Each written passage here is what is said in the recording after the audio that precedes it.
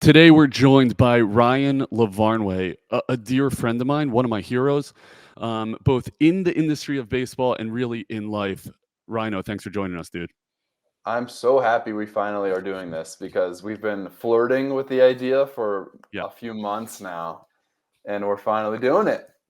Well, you finally made time, so I appreciate that. Dude, you have a crazy bio, and oftentimes I'll pre-record the bio of my guests, but I want to go through this bio because I know I'm going to miss something with you and with our audience. So here we go. Ryan Lavarnway is a World Series champion and an Olympian. He is married to Jamie with a beautiful daughter named Blake. How am I doing so far? You're crushing it. You hit the highlights already. You should just stop there. That's why I wanted to start with it. Little known fact, and you're going to get a lot of these about Ryan Lavarnway today. This guy loves his freaking wife. He always tells me how amazing Jamie is. I'm sure Blake is no different. So I thought I would definitely share that. You grew up in Burbank, California, or at least you were born there. You watched your dad play softball, and that's where you fell in love with the sport. You went to El Camino Real High School, I'm assuming, not to be confused with Real.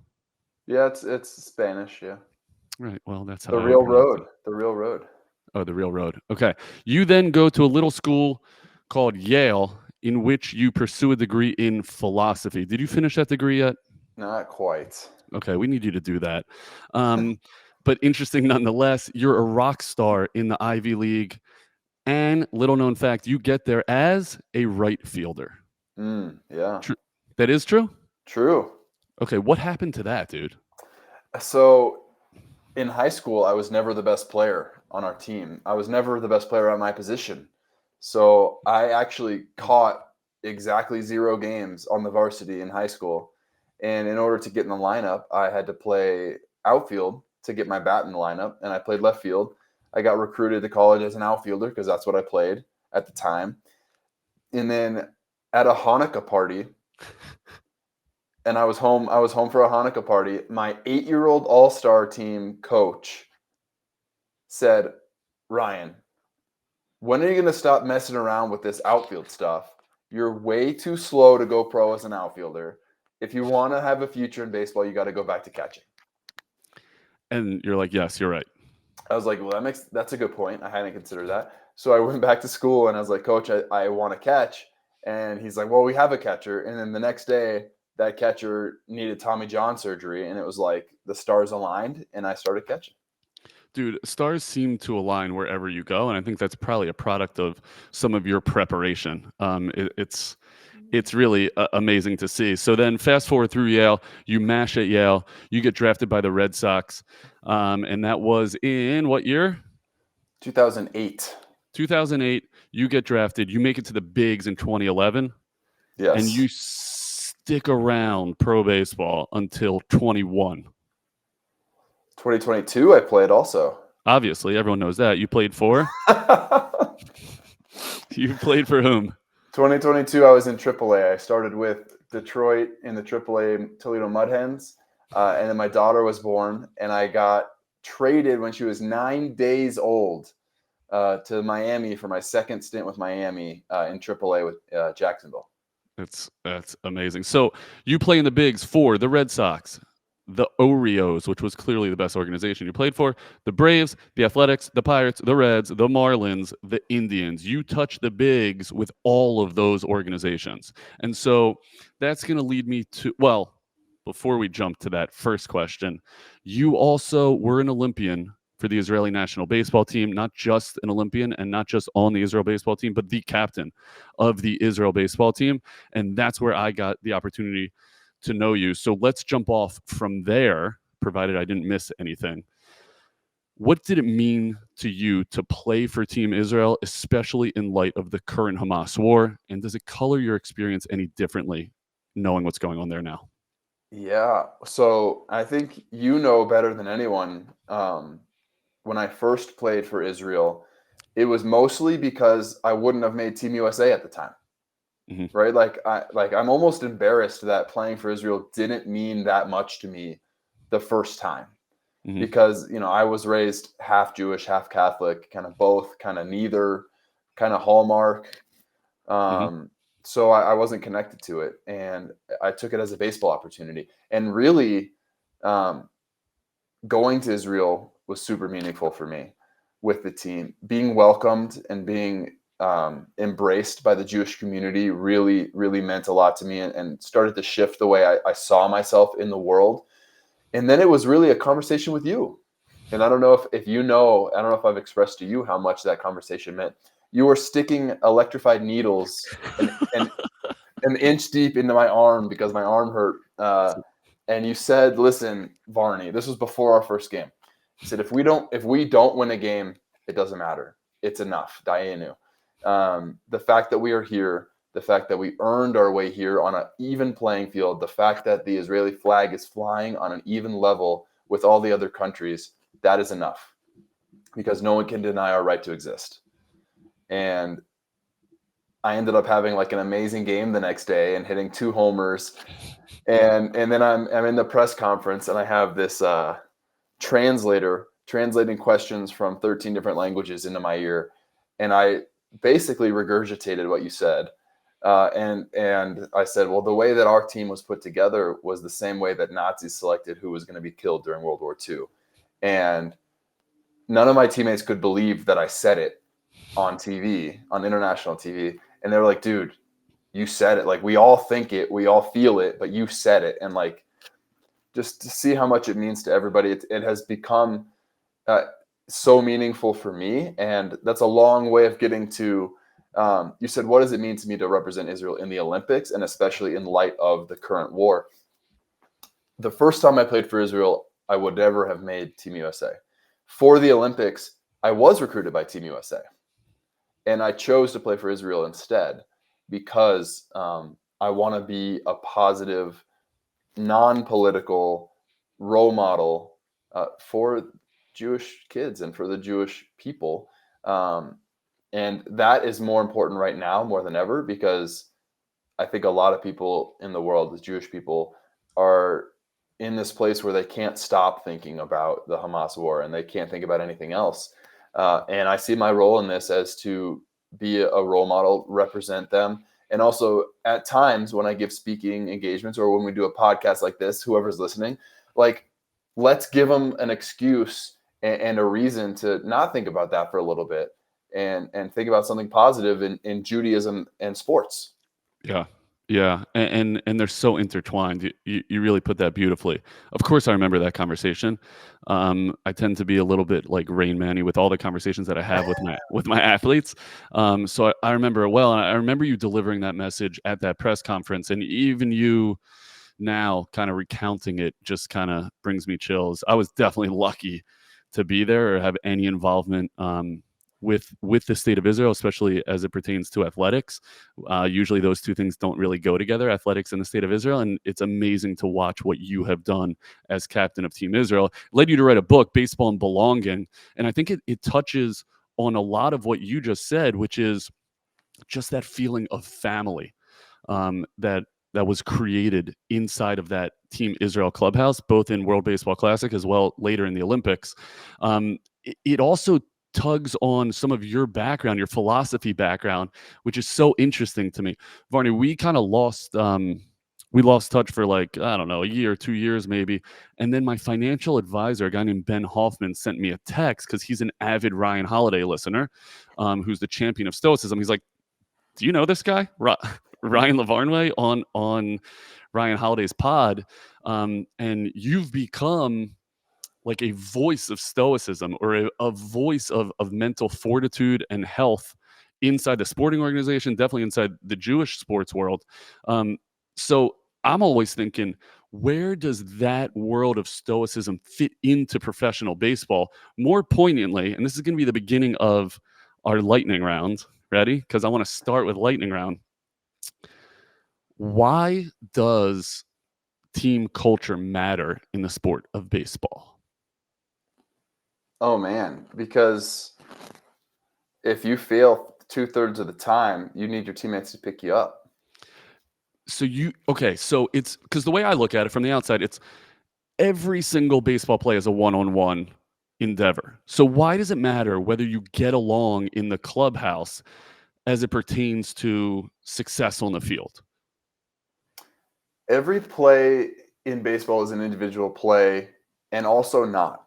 Okay, keep going. Right? Like in order for me to throw out a runner at second base, the pitcher has to deliver the ball to me with enough time to give me a chance in the first place. And then I need to do my part, which is receive, transfer, throw.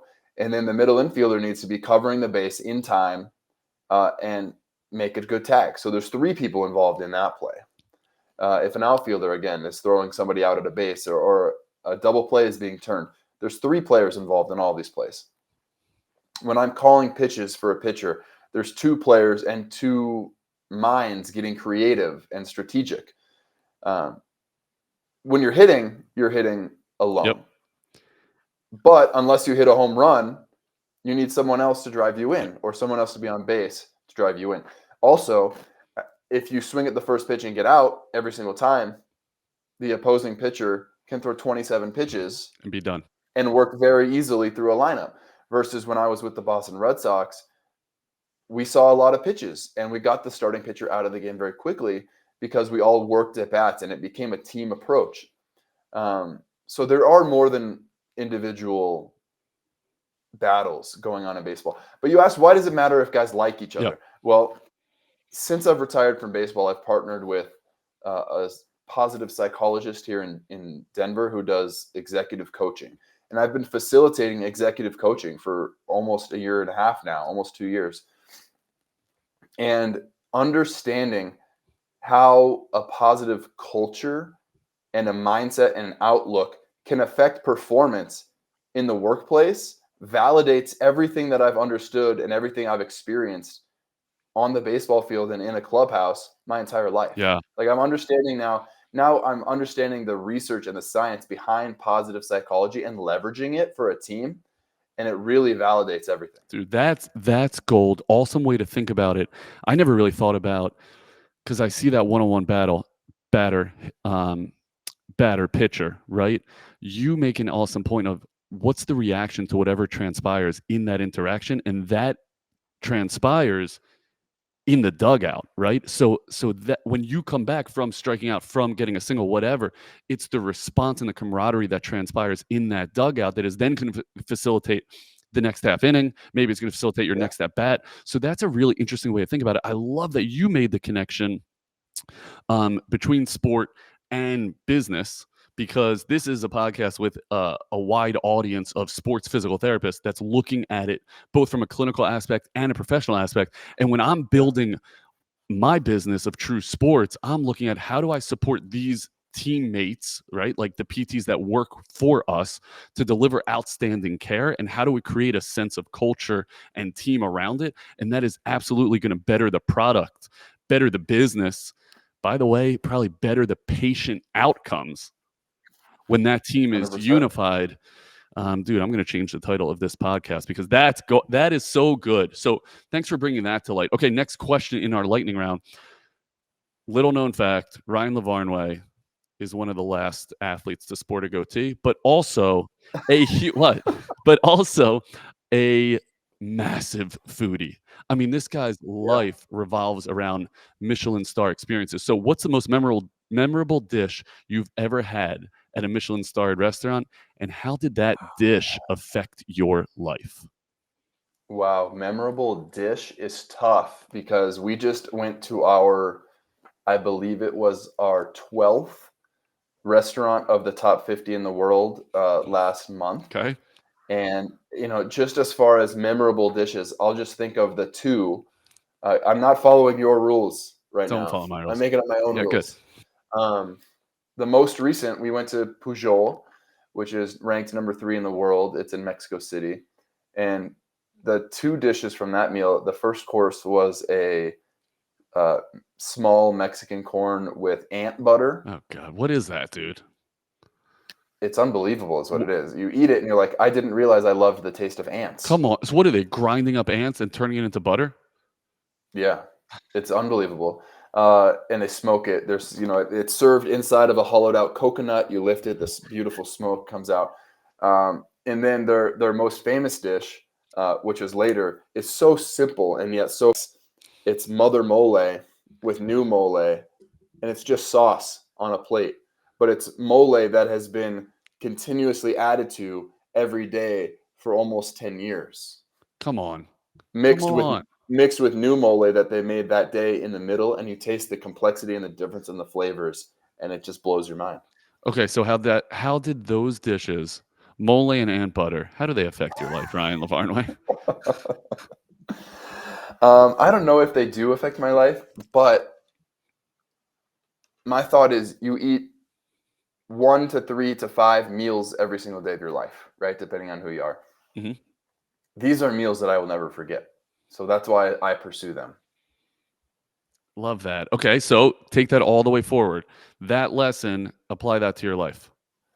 Oh, you're asking me to learn the lesson actively in the moment. I would Yeah. say pursue unique experiences, memorable experiences, extraordinary experiences. Yeah, and sometimes that requires you to travel to all ends of the world, and that requires you to take a risk, to stick your neck out, and to just say yes. And I think there's probably a lesson in there, right? So to all to my sports PTs that are looking out at their professional ladder or career, sometimes you just got to say, yeah, I am ready for this challenge, or I'm going to take a leap of faith.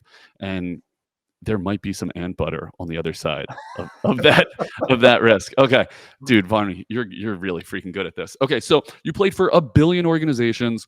You played international ball. What's the biggest difference between a winning organization and a losing organization? Standards and expectations. Okay, give me specifics. How does that show up in the day to day of a professional baseball player? You talk about winning, you talk about what you want to do, you talk about your goals, or you talk about excuses and you talk about what's going wrong and you talk about complaints. And so when you're playing for the Red Sox and they're chasing a pennant and an eventual World Series, how did that level of expectation, how is it different for that squad than, say, I'm assuming the Miami Marlins were not vying for a World Series title when you played for them in 22. So what was different? What was it like with the Red Sox? In 2013, when we won the World Series, and I just posted about this on my LinkedIn, and it got a great response. The first day of spring training, I meet Johnny Gomes. I introduce myself. Hey, Johnny, how you doing? His answer is, I'm great. I'm one day closer to the World Series parade. Jeez. Talking about it day one. And I was coming from a place of, we don't talk about that because I don't want to jinx it, right? Like superstitious. Yeah. And he's like, no, if we don't talk about it, how are we supposed to make it happen? So we ended up talking about our goals, the World Series, why we were going to make it. Like we talked about success and our goals every single day. The scoreboard at Fenway Park, if you know or if you don't know, it's a manual scoreboard on the Green Monster.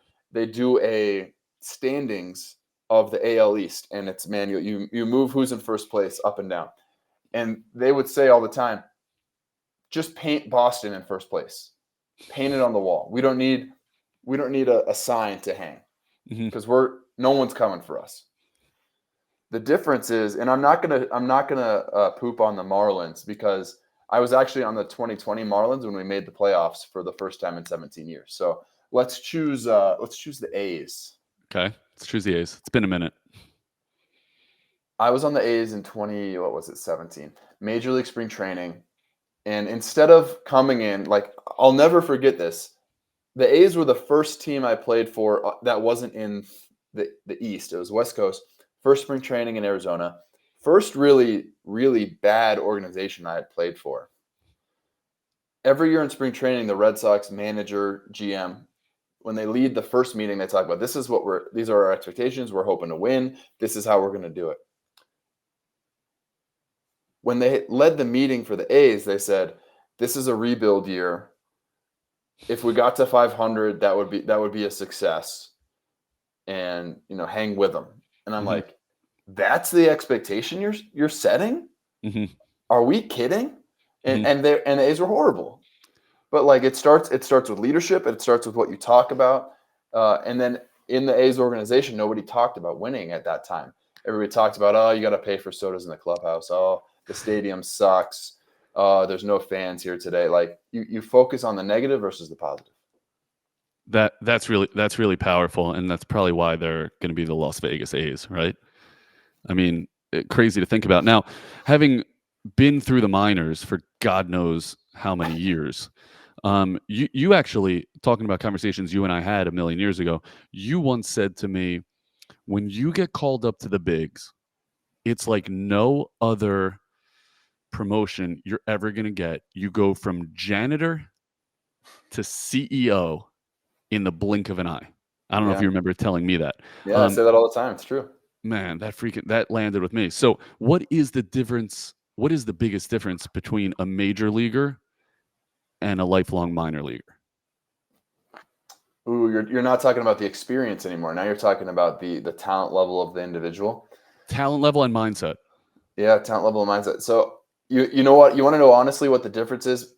There's a lot of AAA players that could be big leaguers and may never be. Mm-hmm. And that's a sad reality. I think a average to above average AAA player could be a below average major leaguer replacement player. Yep. Easily. I think honestly the biggest difference between the average everyday major league baseball player and a minor leaguer that never makes it is how often do they perform at their best. And I would say the average everyday major leaguer is their best 8 out of 10. Mm-hmm. And the average everyday minor leaguer that never makes it is their best 5 to 6 out of 10.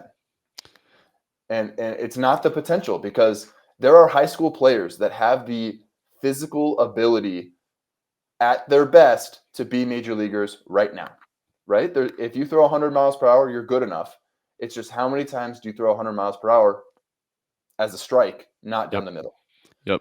On the play. So major leaguers do it more consistently, and then the above average and the great major leaguers are that much more consistent. Okay, so give me some tools in your daily that allowed you to be more consistent at your high level of excellence.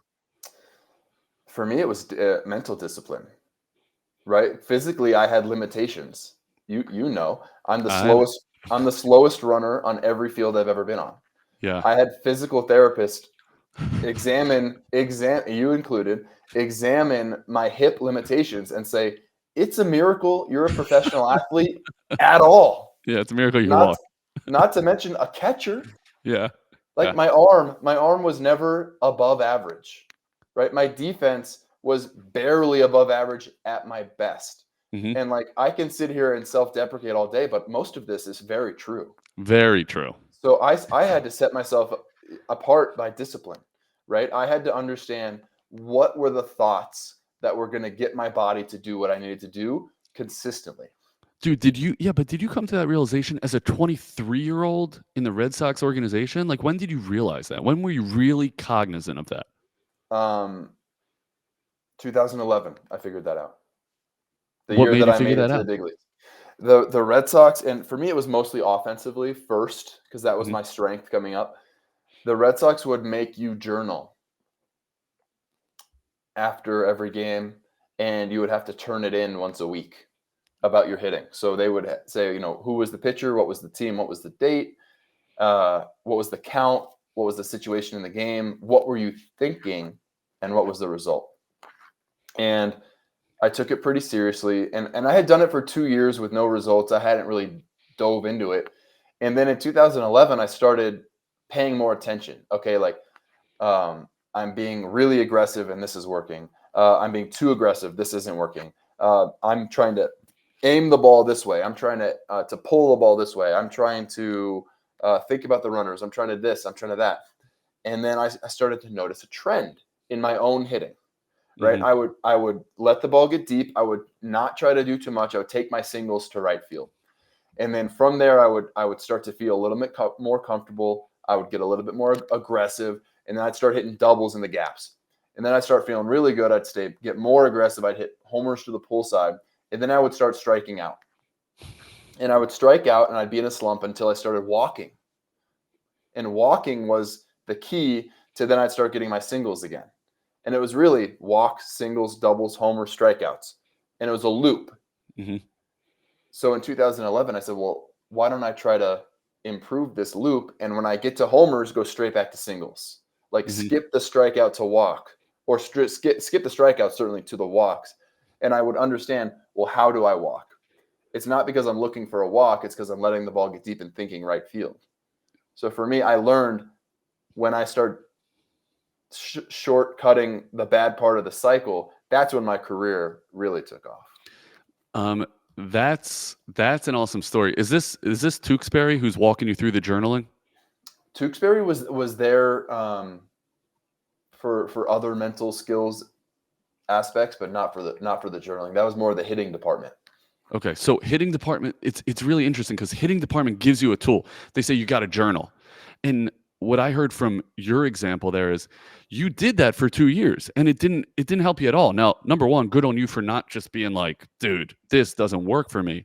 What you did was you looked at it and said, how do I do this better? How do I optimize it? How do I more simply do it properly? I see this every single day where I'll get athletes that come in having tried therapy in a million different places, let's say with a shoulder injury. And I'm like, okay, what exercise do they give you? And they'll tell me the right exercises. And I'm like, let me see you do them. And I'm like, no. Move your shoulder blade here, not there. Right. It's just how often are you doing the desired tool or the prescribed intervention properly? Mm-hmm. And being present to see what you're doing, analyze what you're doing, and really implement it. That's a great example of you doing that. I think that's the carryover to what it is I do for a living, and really what everyone who's listening to this pod does for a living every day. Even in your career, like, okay, I got to work hard so I can move up the ladder. Well, are you working smart and hard? What does working hard mean? Or are you optimizing your work to produce results? It's amazing that you came to that so young. I'm not surprised that it put you in the bigs.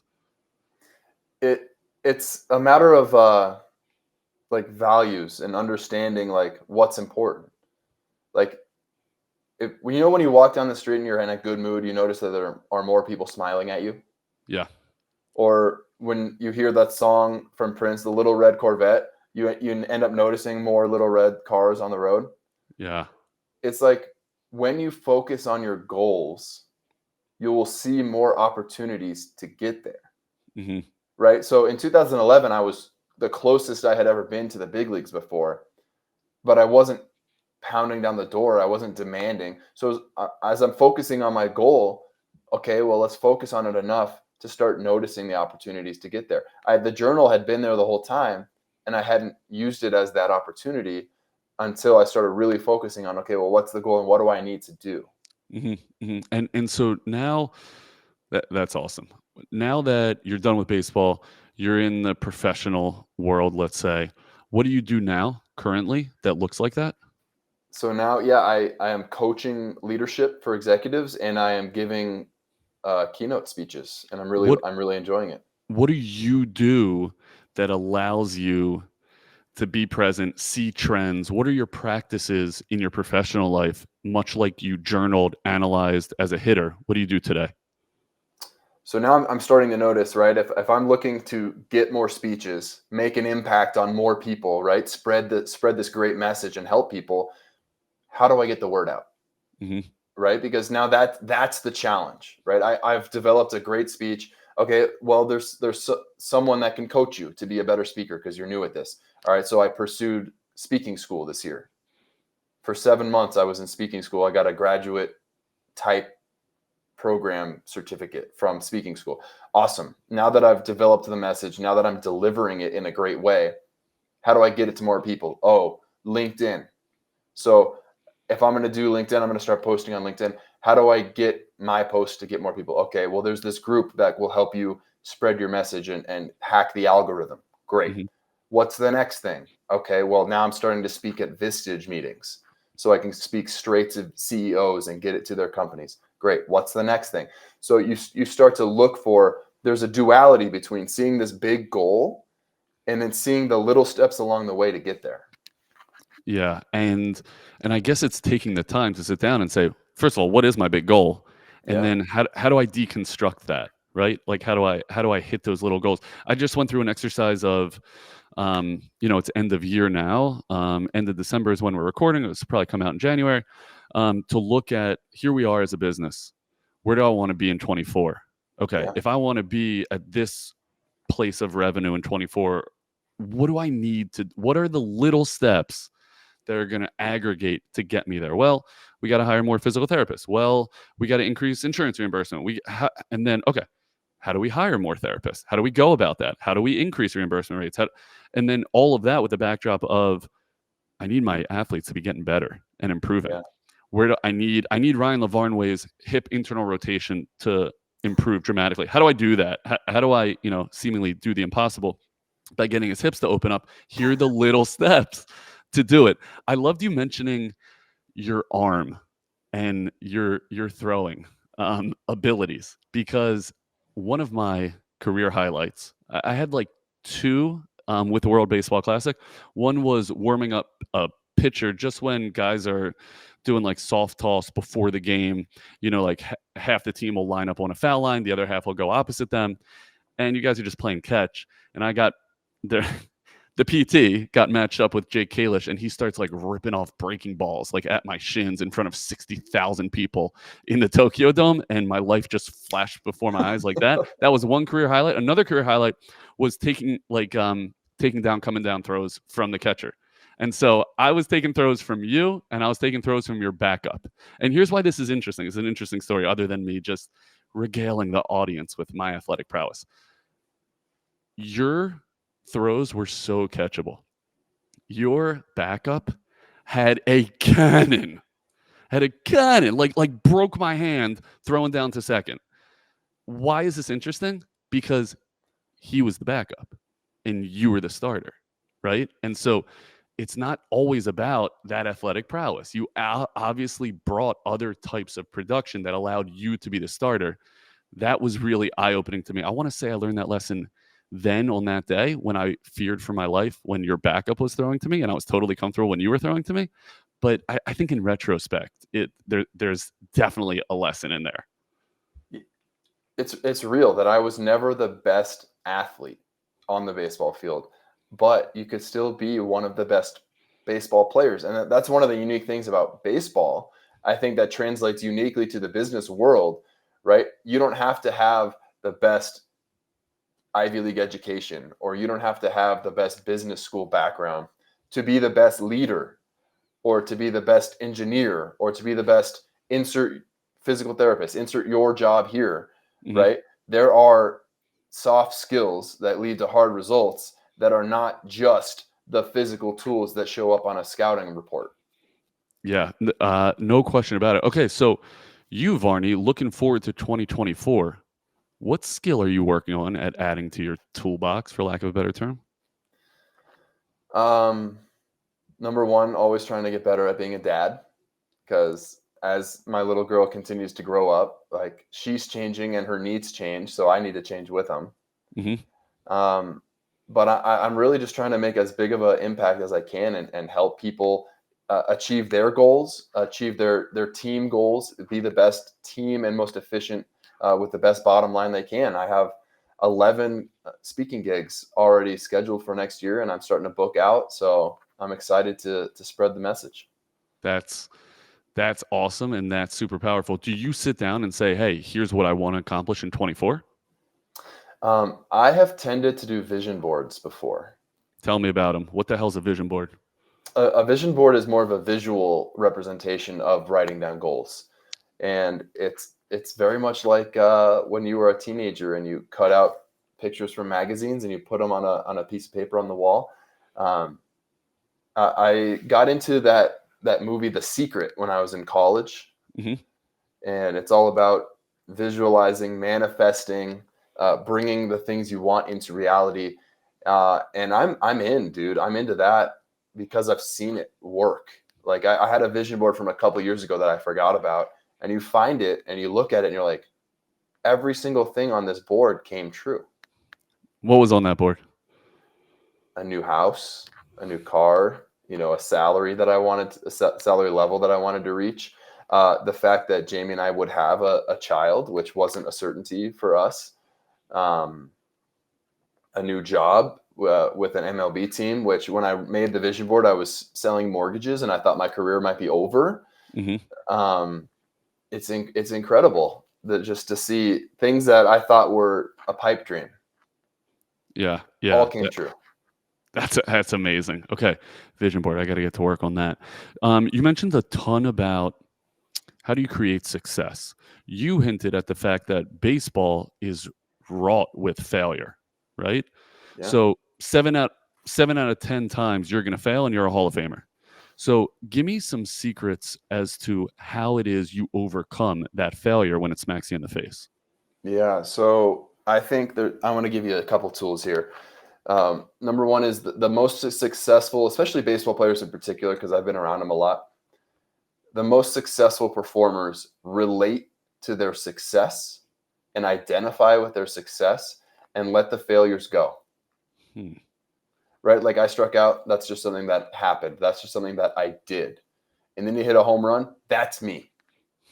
That's who I am. That's what I'm capable of. And it holds more weight than the failures. And it has to, because there are more of the failures. Mm-hmm. The other way to think of it is, I mentioned I'm into teaching how to leverage positive psychology, and people don't always understand what positive psychology is. I share the idea that in contrast to traditional psychology is when something goes wrong, you study your problems and you get back to neutral, right? Well, Mm-hmm. but neutral, think of it as like negative versus positive. You don't want to be at zero.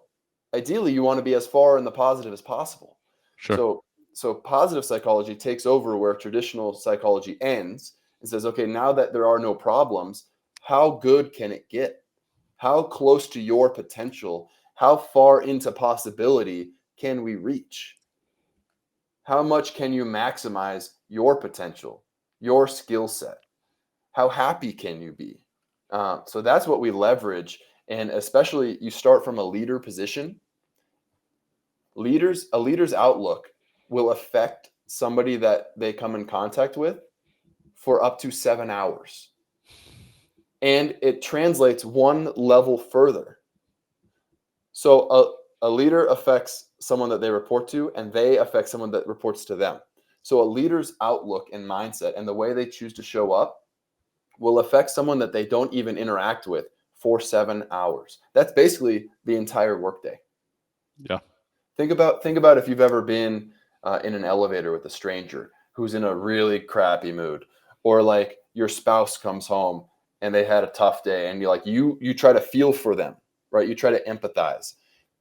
If you allow their negative emotion to affect you for 2 minutes, that's the 7-hour window. Mm-hmm. But if a stranger comes in with a more dominant emotion, it takes 33 milliseconds to transmit that emotion. It's quick. Your body reacts. Your body, as a human, connects and understands faster than you could even say a word. That is unbelievable. It reminds me of a classic Jewish phrase called "besever panim yafos," which is like you should have a pleasant countenance about you. You should have a pleasant way about you, right? You should put a smile on your face. You're giving me unbelievable data and science to support this Yeah. ancient teaching of you put a smile on your face, the impact you're going to have, whether it be on that stranger in the elevator or your direct report as an employee, is massive and even long lasting. Yeah. I freaking love that. That's unbelievable. Now, you went from bigs, and then in off season, I didn't include this in your bio, but I should have. You turned yourself into a triathlete. Now, this as a big league catcher, anyone can Google some Google images of you, Varney, to take a, let's call it a 240-pound svelte man, and then say, listen, in the off season, I'm gonna turn myself into a triathlete. That's usually a very different body type. There's a tremendous amount of mental fortitude that goes into success as a triathlon, or a triathlete, as I would assume. What took you down that road, and how different was conquering that goal than it was making the bigs? I always wanted to do an Ironman, and You're a lunatic. it's just been on my bucket list forever. And I can't explain it other than the famous quote that I think about all the time. Why do we climb mountains? Because they're there. Hmm. right? So somebody created this race, and I wanted to do it. And the biggest difference, honestly, in an Ironman, your biggest competition is you. So your training, your commitment, your sticking to a nutrition plan, your capacity to deal with pain and discomfort, your willingness to just keep going. And it's kind of fun. It's kind of fun to see how far can I push this? How miserable am I willing to be for the goal that I Yeah. set? And I feel like in every race I've done 2 half Ironmans and a full Ironman. So I've done 3 races now. And in every race you learn something a little bit different about yourself. And most recently, your most recent Ironman endeavor, you learned what about Ryan Lavarnway? The most recent one was the first full Ironman, and it was in Sacramento, which this course was designed to be one of the easier Ironman courses there is. Except on this day, there was a strong wind and it rained for 4.5 hours during the race. Jesus. So when I got to the turnaround point of the bike, 56 miles down, 56 miles to go, I was exhausted. And my bike training had not been as strong as it could have been because I was playing baseball in the European Championships. So my bike training suffered severely. 56 miles was the longest training ride I had ever done. So I have now equaled my longest ride ever, and I have to go do it again. And some of the supporters had poster signs that they held up that said, "Smile, you paid to do this." And for the rest of the day, the more miserable I got, I would just laugh to myself. Yep, I chose to do this. Dude, that's besaver punnem jaffot, right? Like that's putting a smile on your face in the face of adversity.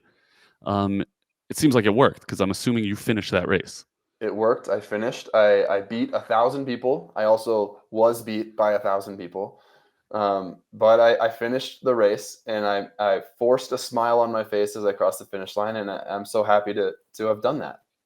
That is incredible. So, okay, with all of these crazy endeavors and successes, and then your ability to overcome failures, is there a failure that sticks out in your mind that either propelled you forward or you wish you would have handled differently? Oh, there's so many failures. I say in my speech, and it's true. I got fired from my dream job 26 times.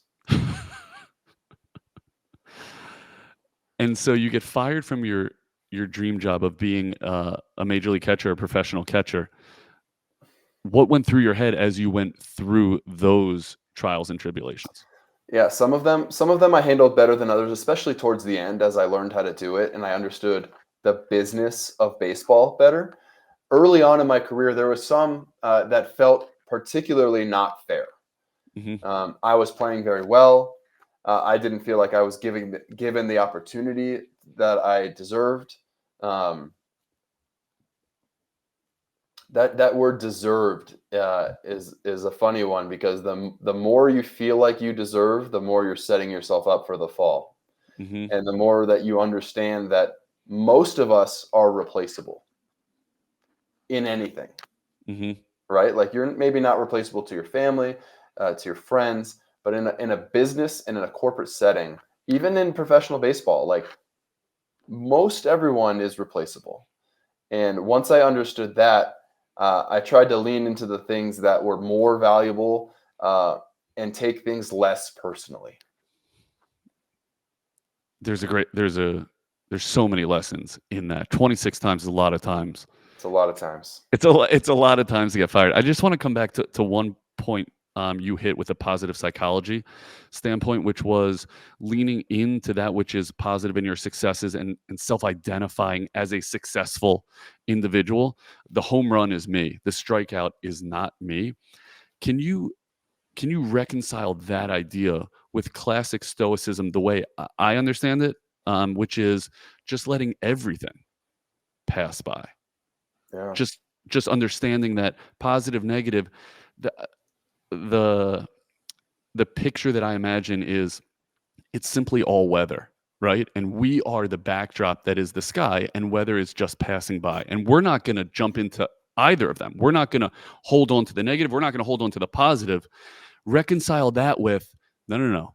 We're not going to hold on to the negative. We're going to grab and wrap our arms around the positive. Yeah. So I think where stoicism is a lot of neutral thinking. Yeah. And that's Russell Wilson does a lot of that thinking. And I love the book by his mentor, Trevor Moawad, It Takes What It Takes. I think that's a fantastic mindset book. I think you lean into stoicism when times are bad. And again, instead of going into the negative, go to neutral, go to the facts, go to this is just weather, go to this is just something that happened. I don't identify with it. But you don't have to stay there. That can just be the beginning. That can be as low as you allow yourself to go. And on the high side, you can embrace more. So to me, stoicism is fantastic. I love stoicism, especially in a failure-based game like baseball. When you fail, go to neutral. Don't go to negative. But you can allow yourself to go to positive. I still remember the first 2 major league home runs I hit. The culmination of dreams coming true. I did not allow myself to smile as I rounded the bases because I was being stoic. I was trying to act like I've been here before. I've done this before. I'll do it again. That is my memory of that is not allowing myself to smile when I wanted to. My memory of my next 2 home run game for the Cincinnati Reds in my debut, I'm smiling almost bigger than my whole face. And my memory of that day is so much better. And my experience of that day was so much better because I allowed myself to go into the positive. I love it. You allowed yourself to go into the positive. You allowed yourself to be present. You allowed yourself to feel success. Yes. And man, that must have generated a memory. My memory of you hitting 2 homers for the Cincinnati Reds was you were coming off an oblique that you had texted me about a couple of weeks prior. I remember we had a long phone call about, hey, here's what you need to be doing. As always, I'm like sending you exercises and crap like that. Fast forward to a Saturday night, I sent you a text being like, hey, dude, how's the oblique? You're like, did you watch any baseball today? I'm like, no, it was Shabbat, so I didn't see anything. You're like, go on ESPN, and it's Varney gets called up, hits 2 bombs, and you were smiling like a little freaking kid with an ice cream cone, being totally present. I'll never forget your smile on that day. I'll never forget probably the smile I had, like watching you reach back to that pinnacle. Really, really powerful stuff. Unbelievable lessons. I knew having you on, by the way, worth the wait. I knew having you on this pod that I would learn a ton and get better for having a guy like Ryan Lavarnway have a quick conversation.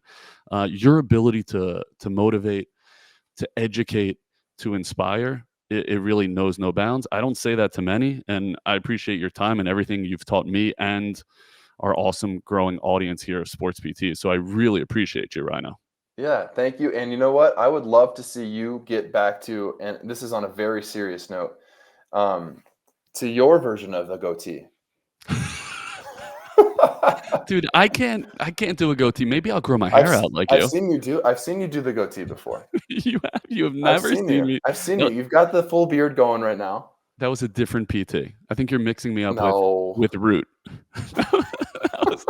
Are you going to keep this goatee forever? It's there forever? I think so. Yeah, Jamie, she likes it. And she would have a problem with a full beard? Yeah, sometimes I can't grow. I don't grow on my cheeks. It's just not part of who I am. It doesn't work. Varney, last words of wisdom for this audience? Do what you love, find where you belong, and chase your dreams. That's good freaking advice, as this entire pod has been. How do sports PTs around the world, how do business people around the world find you? I am real easy to find. RyanLavarnway.com. I'm on all social media. I handle my accounts myself, so you'll be talking to me, not an assistant, not a robot. I'm on LinkedIn at Ryan Lavarnway, Instagram, R Lavarnway, Twitter. You can find me anywhere. I'm easy to find. I love it. And you're super responsive and obviously a wealth of knowledge. So Varney, thanks for everything it is that you do. We all Yes, really sir. appreciate you. Great to spend some time with you, buddy. Hell yeah, man.